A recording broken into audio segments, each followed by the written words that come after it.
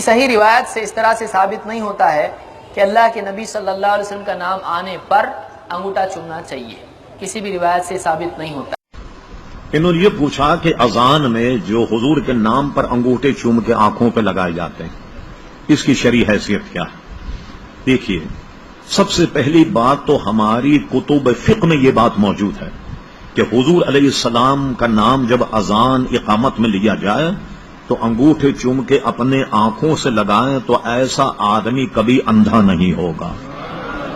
یہ تو فقہ کی کتابوں میں ہمارے کہ اس کو یہ فائدہ ہوگا۔ اب آئیے اس کا ایک اور فائدہ، ملا علی قاری رحمت اللہ علیہ حنفیوں کے بہت بڑے امام گزرے۔ ملا علی قاری کی کتاب ہے موضوعات کبیر۔ اچھا، ہر دور میں علماء اور محدثین میں کچھ ایسے حضرات ہیں، یہ اللہ کی مہربانی ہے مسلمانوں پر، کہ ان کے دور میں جو حدیثیں غلط ہوں اور گشت کرتی ہیں عوام میں کہ یہ حدیث ہے، یہ حدیث ہے، تو محدث اپنے زمانے میں حدیثوں کو جمع کر کے اور اس کے بعد شائع کر دیتا کہ یہ حدیثیں کہیں سے ثابت نہیں، یا یہ موضوع ہے، یا بے اصل ہے، لا اصل لہو بھی کہہ دیں، اس کی کوئی اصل نہیں، وغیرہ وغیرہ۔ تو اس پر کتاب ہے ملا علی قاری کے موضوعات کبیر، اور بڑی ضخیم کتاب ہے، بڑی معلوماتی کتاب ہے کہ بے شمار ایسی حدیثیں جو لوگوں میں گشت کر رہی لیکن وہ حدیث فی الواقع نہیں ہے۔ اب آئیے موضوعات کبیر میں ملا علی قاری اس حدیث پر آئے، وہ حدیث سنیے کیا ہے۔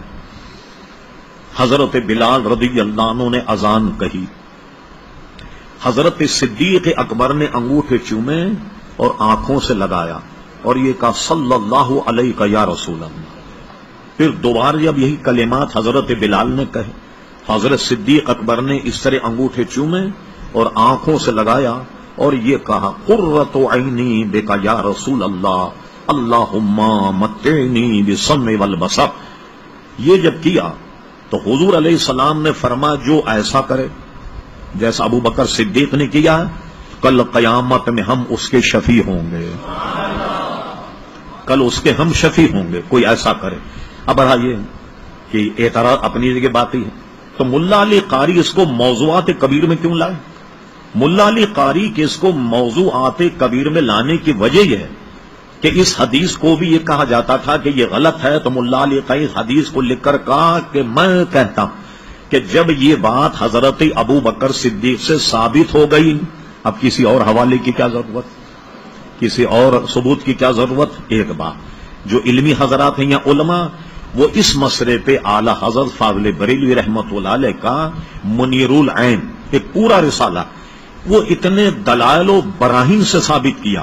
اگر یہ حدیث ضعیف ہم بھی مانتے ہیں، لیکن ضعیف حدیث کہاں معتبر ہے کہاں معتبر نہیں، وہ اگر صحیح کے مقابلے میں آ جائے تو نہیں مانی جائے گی، اور اگر اس کے راوی اپنے دور میں متعدد ہوں وہ ضعیف جو حدیث ہے وہ قوی ہو جائے گی۔ علماء اور مشائخ کو اس پر عمل ہونے لگ جائے، علماء مشائخ کے عمل سے اس کو اور تقویت پہنچے گی۔ ساری یہ بحث جو ہے وہ آپ امام اہل سنت کا رسالہ منیر العین میں ملاحظہ فرما سکتے ہیں، اور میں آپ کو یقین سے کہتا ہوں اس پر جو دلائل اعلی حضرت نے دیے ہیں دنیا کی کسی کتاب میں ایک جگہ اتنے دلائل نہیں جس نے ایک کتاب میں، یہ نہیں کہ بھائی اعلی حضرت نے لکھا، اعلی حضرت نے کہیں سے نقل کیا ہے نا، تو یہ سارے دنیا بھر کے حوالے جو ایک جگہ جمع کیے کہ سوائے آپ کو منیر العین کے کسی دوسری کتاب میں ملیں گے ہی نہیں۔ یہ تو ہو گئی ہماری بات۔ اب آئیے علماء دیوبند کے ایک شیخ الاسلام ہے جن کا نام ہے تقی عثمانی صاحب۔ تقی عثمانی صاحب کی ایک کتاب ہے جس کا نام ہے بدع ایک سنگین جرم، یہ کتاب کا عنوان وہ ہماری فائل میں موجود، ٹھیک ہے۔ اس میں وہ ایک جگہ لکھتے ہیں، غالباً صفحہ نمبر 35 ہے جہاں تک مجھے یاد پڑتا، کہنے کہ کوئی حضور علیہ السلام کا نام لیا جائے محمد رسول اللہ صلی اللہ علیہ وسلم تو کوئی محبت میں، حضور کی محبت میں انگوٹھے چوم کے آنکھ سے لگائے، اس میں کوئی حرج نہیں ہے۔ سبحان اللہ، ہم کیا بغض میں لگاتے، ہم کیا حسد میں انگوٹھے چومتے یا بغض اور اناد میں انگوٹھے؟ بھائی ہم بھی تو محبت میں چومتے ہیں نا۔ یہ تو آپ کے شیخ الاسلام نے قبول کر لیا کہ حضور علیہ الصلوۃ والسلام کے نام پر انگوٹھے کوئی محبت میں چومے تو وہ جائز ہے۔ اعلی حضرت فاضل بریلوی نے اپنے فتاوا میں 2 جگہ ایسی لکھی جہاں انگوٹھا چومنا نہیں چاہیے جب حضور علیہ السلام کا نام آئے، وہ کیا ہے؟ جمعے کا جب خطبہ ہو رہا اور مولانا خطبے میں حضور علیہ السلام کا یا وہ اذان ہو،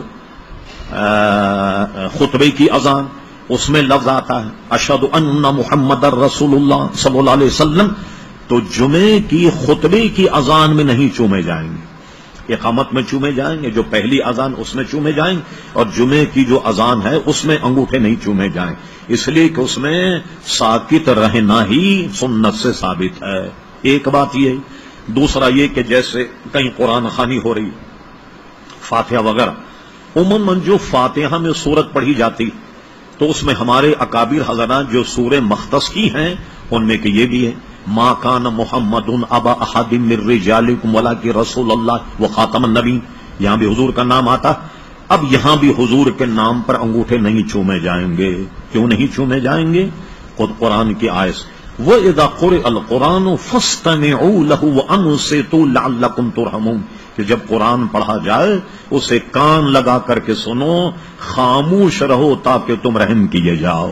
یہ دو مقام ایسے جہاں انگوٹھے نہ چومے جائیں، ورنہ جہاں بھی اذان اقامت میں حضور کا نام لے کر نام لیا جائے تو انگوٹھے چومے، ایک تو آنکھیں صحت یاب رہیں گی، وہ آدمی اندھا نہیں ہوگا، اور حضور کے ادب و احترام میں چومے تو وہ حدیث جو ملا علی قاری نے نقل فرمایا موضوعات کبیر میں کہ کل قیامت میں اس کے ہم شفیع ہوں گے۔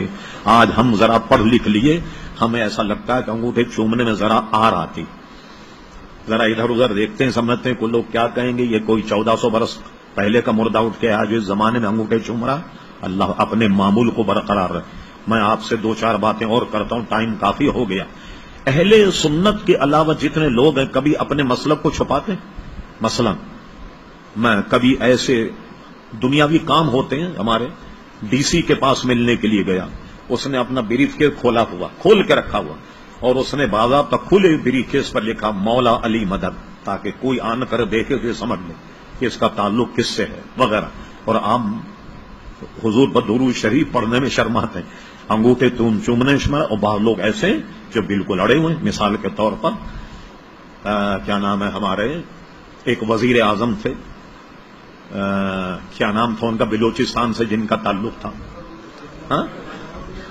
ہاں ظفر اللہ جمالی، وہ ہمارا ساتھ ایم ایل اے رہے۔